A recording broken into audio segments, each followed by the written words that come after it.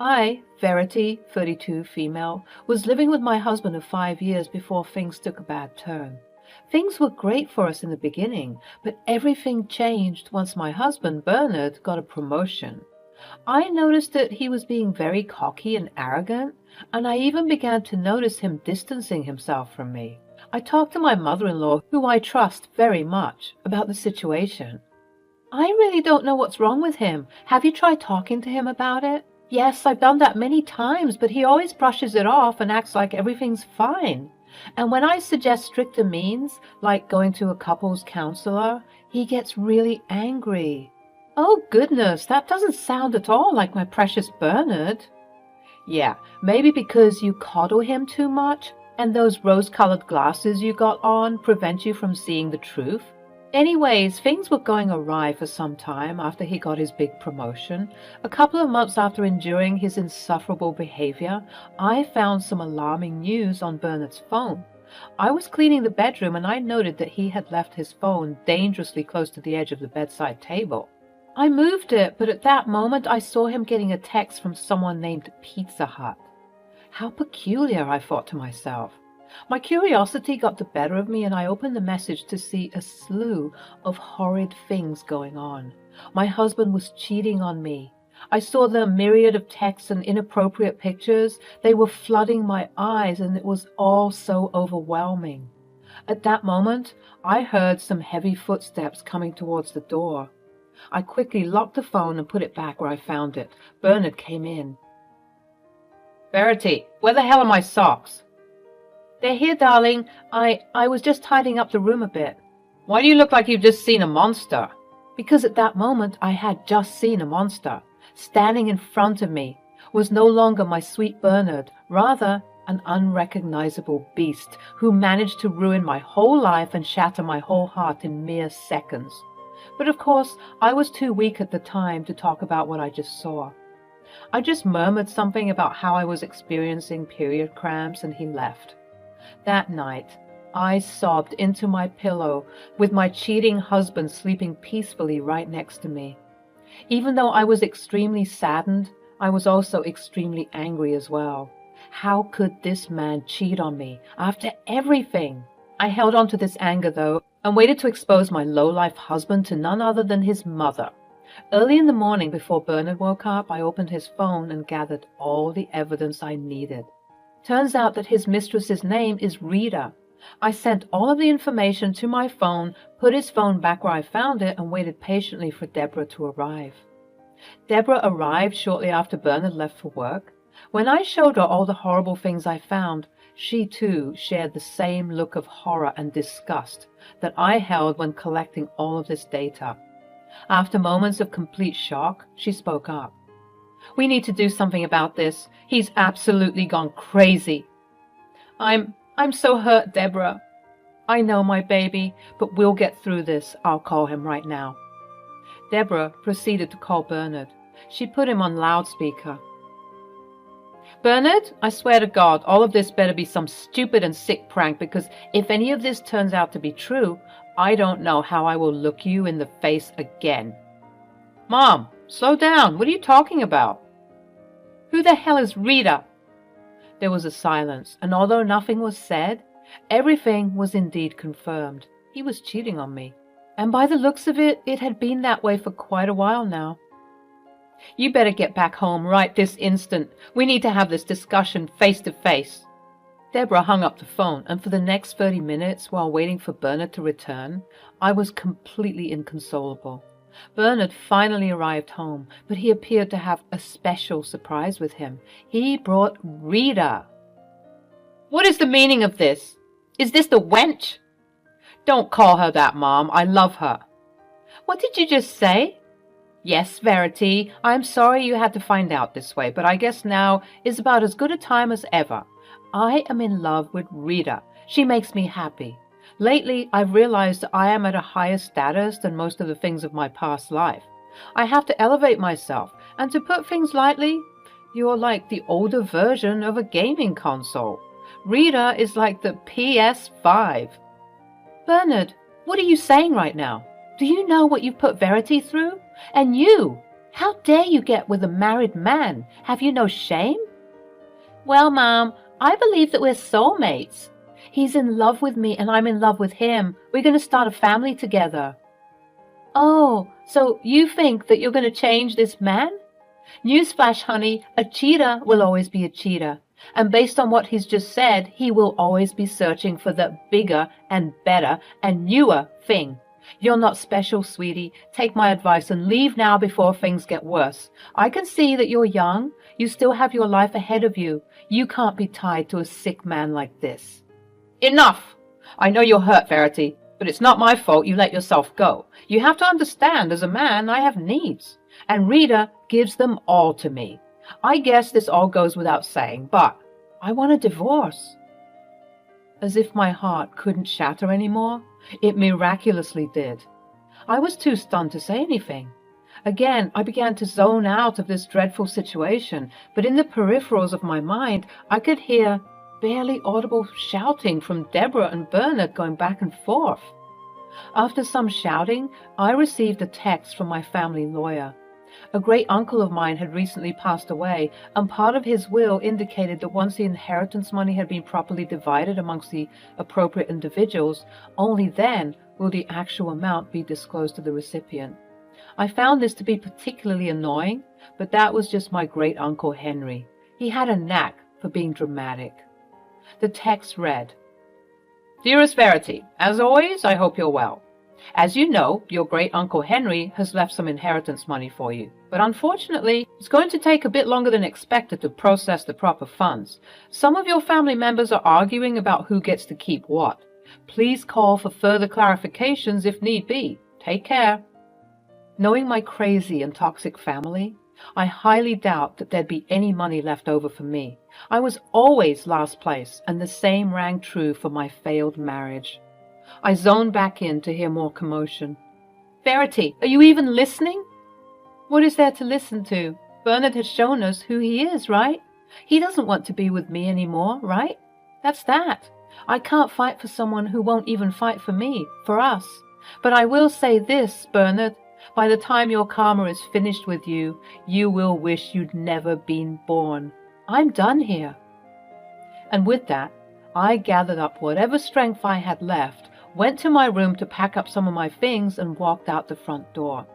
As I was leaving, Deborah was calling after me, assuring me that everything will be fixed. Bless her heart.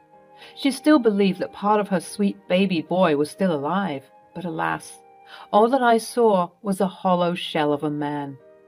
For the next couple of weeks, I rented cheap motel rooms, and all the while, Bernard began processing the divorce papers. Bernard had friends who could help speed up the process. He acknowledged that this was hard for me, and he wanted to speed up this process as fast as possible so that I didn't have to suffer any longer. Sounds to me like a guilty conscience. At this point, I was so drained. I had cried all of my tears out. Not long afterward, approximately 6 months after the debacle went down, Bernard and I had officially been declared as divorced couple. Throughout the whole debacle of who would get what and what would be split, I decided to be cordial about everything. Part of the reason why the process was fast was that, surprisingly enough, we were very agreeable about most things. Bernard, being the selfish guy he was, wanted to keep most of his money, knowing that I didn't have a dime to my name, considering I was a housewife. Even though this was the case, I desired none of that money, because it was the same money that caused him to be so selfish and evil. Well, I guess that settles it then. It was nice knowing you, Verity. I hope you take care of yourself. I hope you rot in hell where you belong. I have no desire to keep in contact with you, so please refrain from doing so. Have the day you think you deserve. I stomped off, obviously jaded and hurting still, but I was picking myself back up again. While I was still legally married to Bernard, I used the money in our shared account to kickstart a small business I had in mind, a little cafe that I began to rent.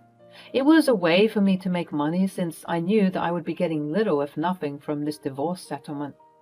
As I was walking to my apartment complex that I began renting shortly after kickstarting the business, I received an email from George. I was very confused by this, as I wasn't expecting what I read from the email. Dearest Verity, My apologies once again for the awful marital situation you're going through, but I have some good news to share with you. Please contact me at your earliest convenience. 3 hours later, George and I were meeting at my quaint little cafe to discuss whatever news was so important that he couldn't tell me on the phone. Hello, George. I hope you're well. Hey, Verity. I can tell that you're hurting, so I'm not going to take up much of your time. Let me cue to the chase. You've got the inheritance. What? What did you say? You heard me right. You've got the inheritance. I'm so sorry that everything had taken such a long time to finalize. You see, the truth is, your great-uncle Henry appeared to have left most of the money to you. This is a letter of his that you need to read now that all of the conditions have been met. The letter read as follows.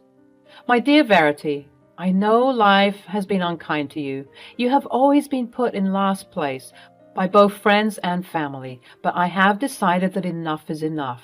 No more will you be subject to pain and humiliation.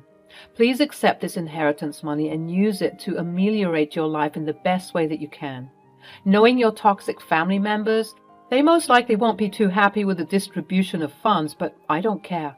All I care about is your health and well-being, which is why, if you are reading this now, you now know that all of the money you are about to receive is wholly yours.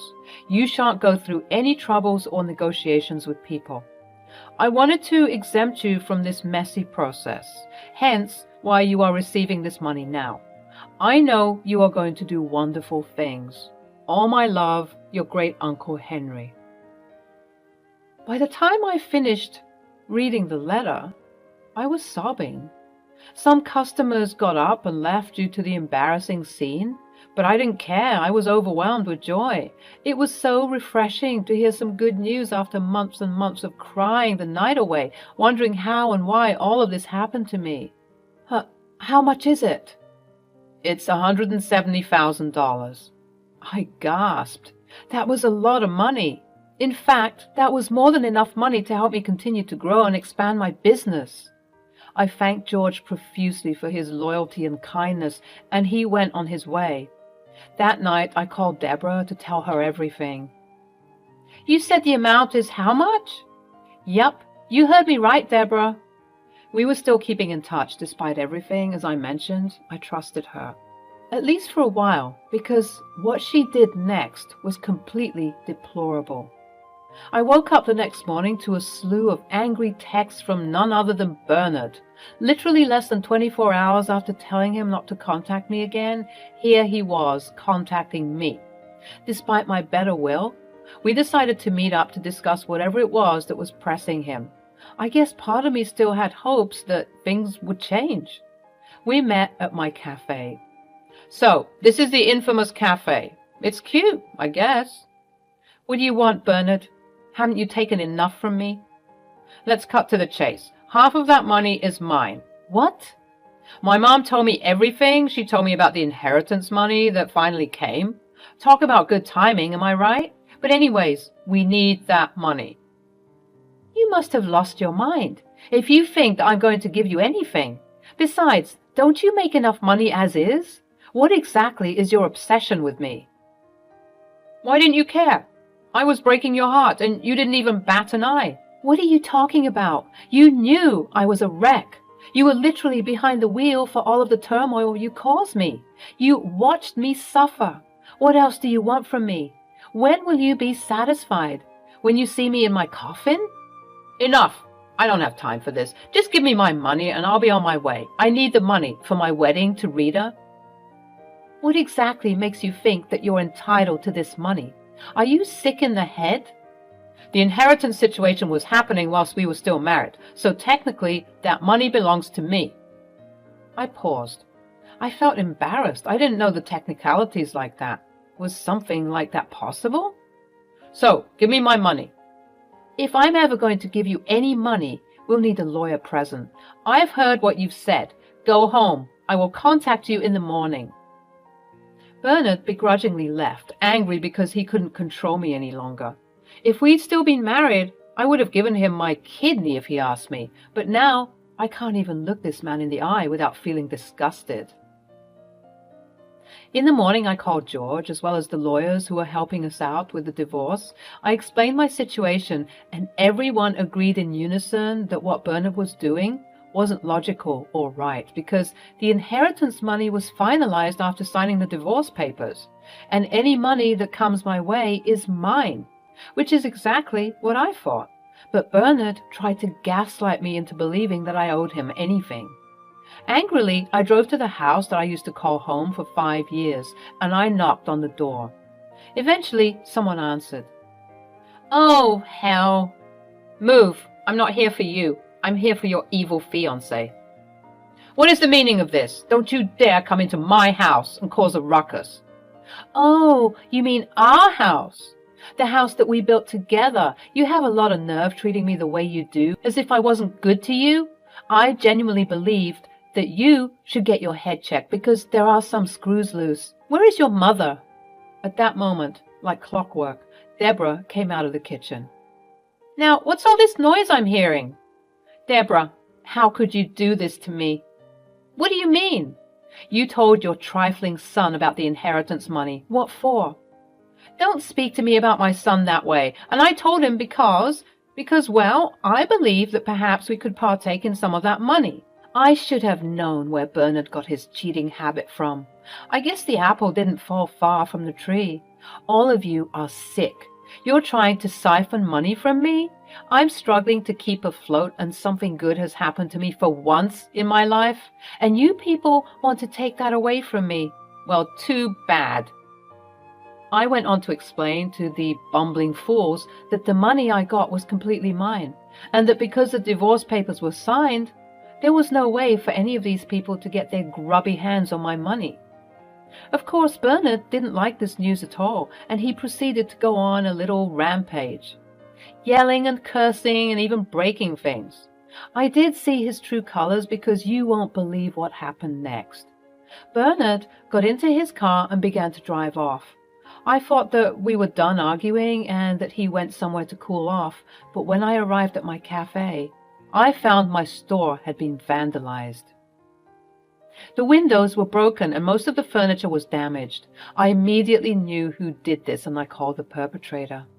"Bernard, really, you vandalized my shop?" "It had to be done.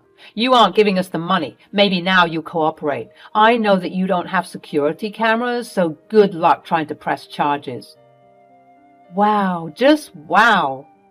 I cut the call and proceeded to call my good friend George to assess the situation. George began to laugh. "We got him now, Verity." "What do you mean?